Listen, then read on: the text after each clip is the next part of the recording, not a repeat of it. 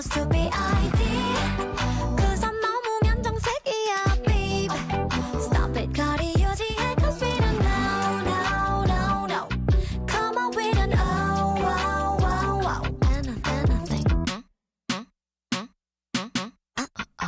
I don't care, 당신의 비밀이 뭔지. Bonjour. Ok, donc aujourd'hui ce qu'on va faire c'est qu'on va parler du PVT parce que vous êtes bien trop à nous poser des questions sur le PVT sur Instagram et du coup on voulait répondre à certaines des questions qui revenaient le plus souvent. Si par contre vous ne connaissez pas encore le principe du PVT qui est un visa, je vous conseille d'aller voir une de nos toutes premières vidéos sur notre chaîne qu'on a fait du coup il y a un an. Le son doit être tellement mauvais. Ouais, mais voilà, on n'a pas envie trop de se répéter parce que se répéter c'est chiant. Du coup on vous met le lien quelque part et puis vous irez checker, voir tout ce que ça implique. Voilà, donc j'ai posté en story sur Instagram les questions que vous aviez à nous poser, même si généralement c'est toujours les mêmes. Et là on a répertorié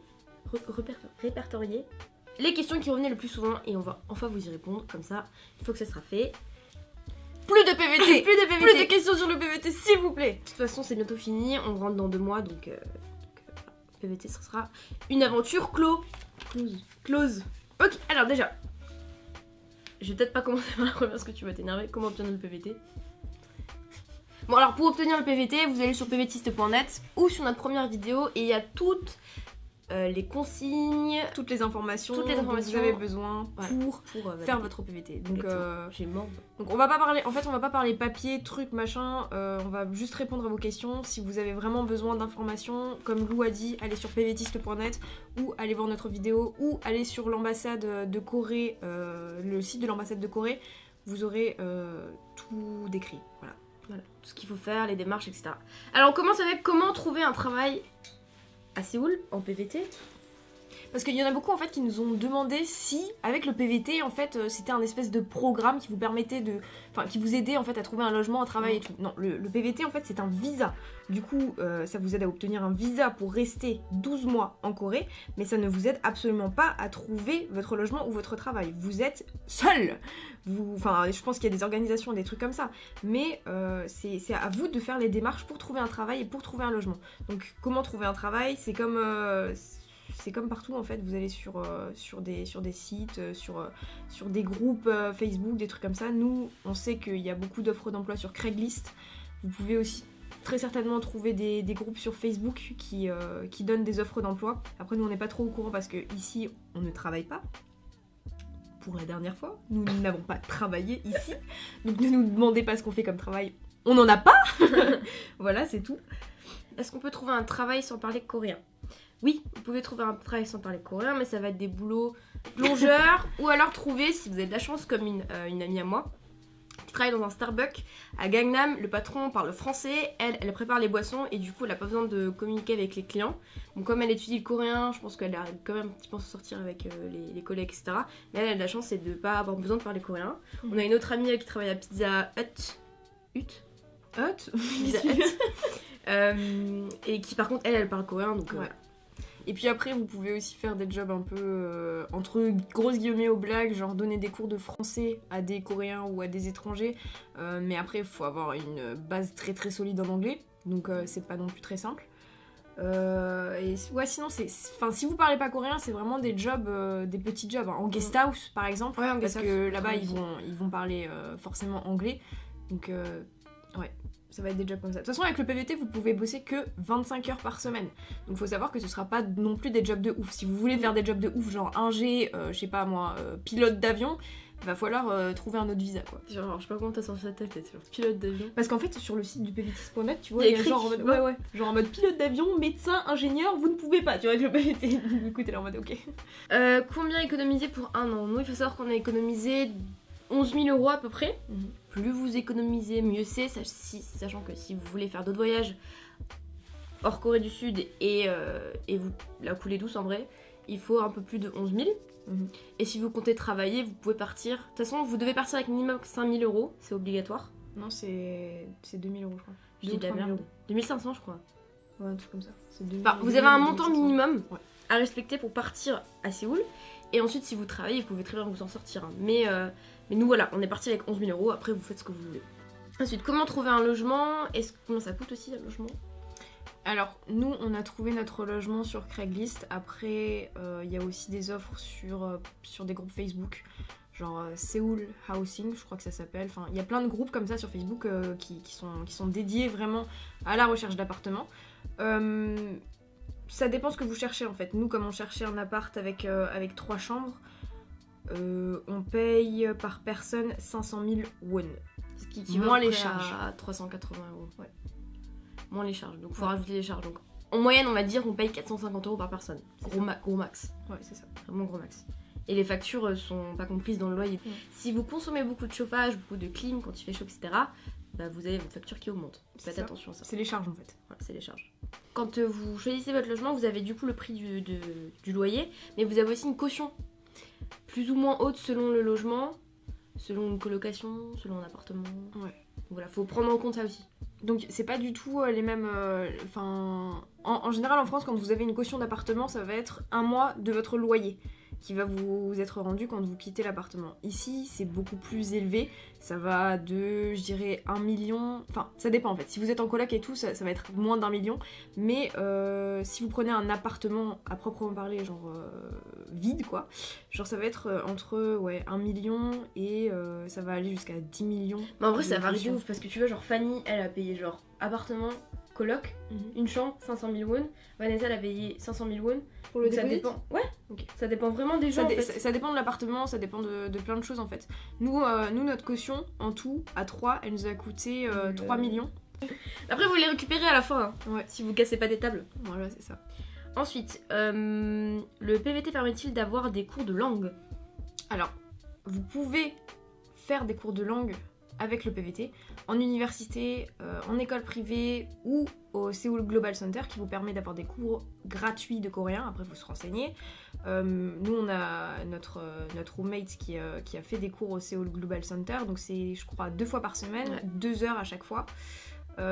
Après, il faut être très régulier et c'est par session. Donc, je crois que c'est des sessions de 3 mois, un truc comme ça. Ouais.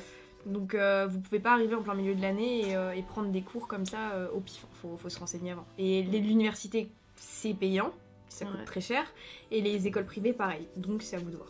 Bon, on peut parler en ce qui concerne les détails techniques du style la crédit card. Meuf trop bilingue. La carte de crédit, la carte téléphonique et peut-être les démarches à l'immigration, ça on peut parler. la carte de crédit, vous pouvez voir avec votre banque, tout dépend de où vous êtes à la banque, qui vous fasse un programme spécial si vous partez à l'étranger. Pouvez-vous faire des cartes de crédit ici aussi. Par contre, certains demandent un contrat de travail. D'autres ne vous demandent pas un contrat de travail, mais du coup, c'est qu'une carte de retrait. Ouais. Faut faire attention. Après, il faut faire attention parce qu'en général, quand vous ouvrez votre compte coréen, il vous faudra absolument l'alien card en fait. Donc c'est la carte de séjour ici que vous obtenez justement en allant à l'immigration coréenne. Et en fait, il y a des démarches à suivre. Bon, ça faudra encore que vous fassiez des recherches sur pvtis.net, sur l'ambassade de Corée, tout ça. Mais vous avez 3 mois en fait à votre arrivée ici pour faire votre carte de séjour et pour être régularisé en fait. Mais et c'est pas avoir très le droit compliqué, de- hein. Vous avez Ouais. juste besoin de prendre rendez-vous sur internet, sur Internet Explorer. Donc il vous faut un PC. Et ensuite vous allez là-bas, vous faites quelques démarches, mais c'est assez rapide et vous l'avez en une semaine, vous l'avez votre carte. Donc Ouais, c'est pas ça qui est plus compliqué. Ensuite, pour la carte téléphonique, nous, il faut savoir qu'on va au SKT à Hongdae Abjong, Ouais.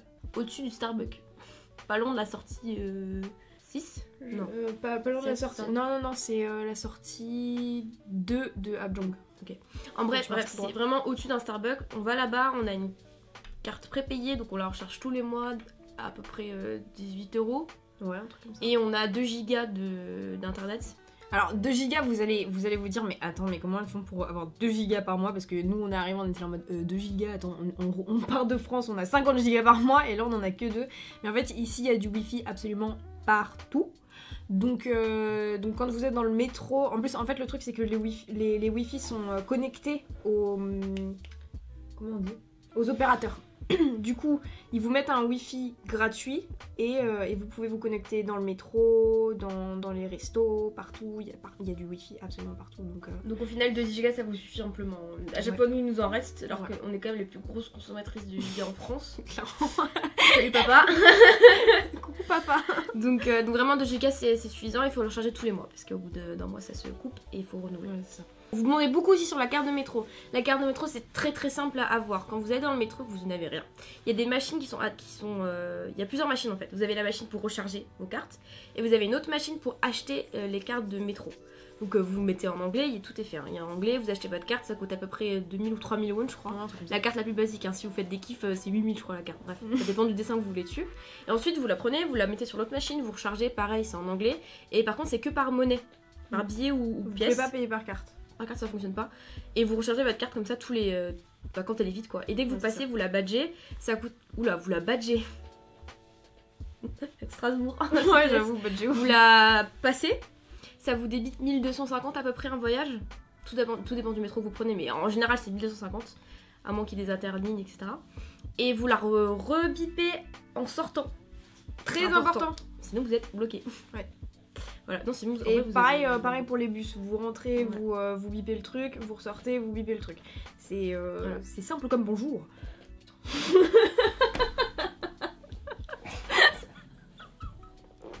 C'est les 25 ans qui te font dire des trucs comme ça. Je sais pas. Donc voilà, non, vous savez, pour la carte de transport, c'est vraiment très simple. Et vous pouvez aussi acheter une carte de transport dans les convenience stores. Et la recharger Franchement, dans les convenience stores Ouais. aussi.